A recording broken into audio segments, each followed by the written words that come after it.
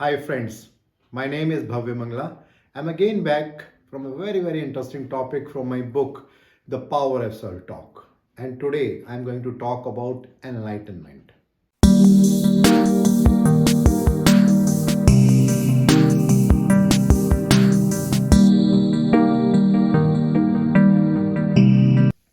Well, let me share a very interesting story of a very popular writer, Tulsidas. So Tulsidas was very fond of his wife, Ratnavali. And once Ratnavali went to her maternal house, but one fine evening he was so restless that he wanted to meet his wife at any cost. It was dark outside, raining heavily, and he decided that whatever may be the reason, I have to go and meet my wife. So between his village and the village of his wife Ratnavali, there was a river. So it was raining, it was very difficult to cross the river, but he found something, and actually it was a dead body. So he just landed on that dead body and then somehow crossed the river. Once he reached to the house, it was all dark outside. He tried to knock the door, but nobody opened the door. Then he found that there is one rope which is there because his wife used to stay on the second floor. So he went from that rope and reached to the room of his wife. His wife was very surprised that how could he come on that night which is it is raining so much. Then he told the entire story that he picked up one dead body and he crossed, and then the rope from which he was coming up, it was actually not a rope but a snake. Ratnavali got very angry that how can this person be so much in love with me?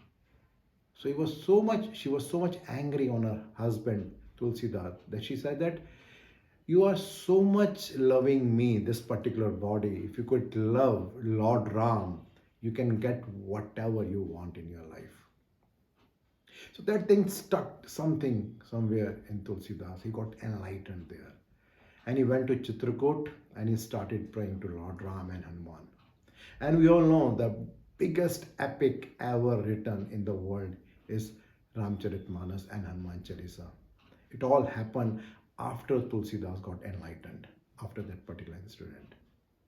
A very popular Chinese philosopher, Lao Tao, said that the knowing is wisdom, knowing yourself is enlightenment.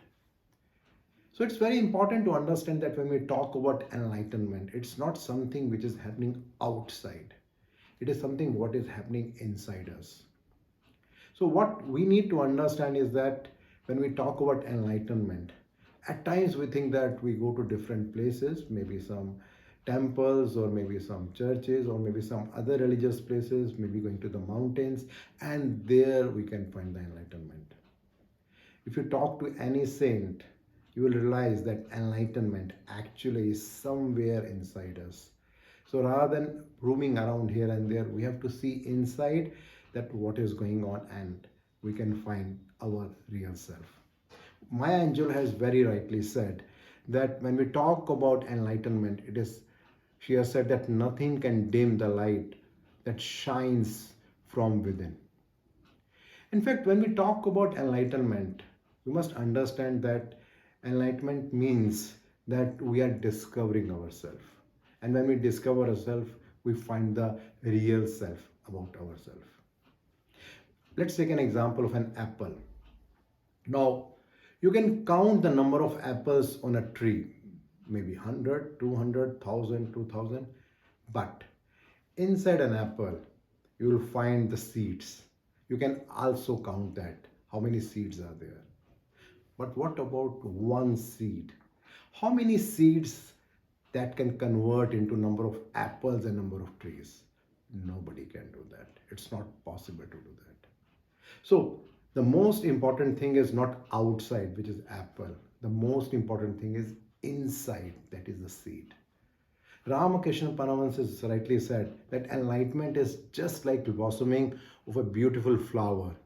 Bees will attract to them even if it is in deep forest.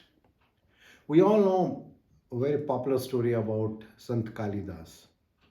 Now, in his early life, he was so naive that once he was sitting on a branch of a tree and he was cutting that. And when someone is trying to tell him that when this branch will cut, you will also fall down. He said that why I'll fall down? I'm sitting on a branch. I'm just cutting a branch. And that Kalidas, when he got enlightened by the goddess Kali, he wrote such wonderful verses in the name of Shakuntalam and Meghdut, and there are so many things which still the world is reading. Well, someone has very rightly said the greatest obstacle to enlightenment is getting past your delusion that you are not only enlightened. So it's very important to understand that when we talk about enlightenment, actually it's more to do with our karmas. The better karmas that we do, the more closer we are to our enlightenment. Mahatma Buddha is a wonderful and the most popular example of enlightenment to all of us, and we all give the example of Mahatma Buddha that how he got enlightened. Well, he said very rightly that when we talk about enlightenment, it is to be enlightened, awake. It does not mean that we are flawless and never commit any mistake. It simply means that we are watching our own thoughts and reactions. My dear friends, it's all an internal journey. We have to become better, better, and better every day. And the more we become better, the more enlightened we will be. I am challenging myself every day to become a better person. What you are doing, what are your thoughts about it? I am looking forward for that. Thank you.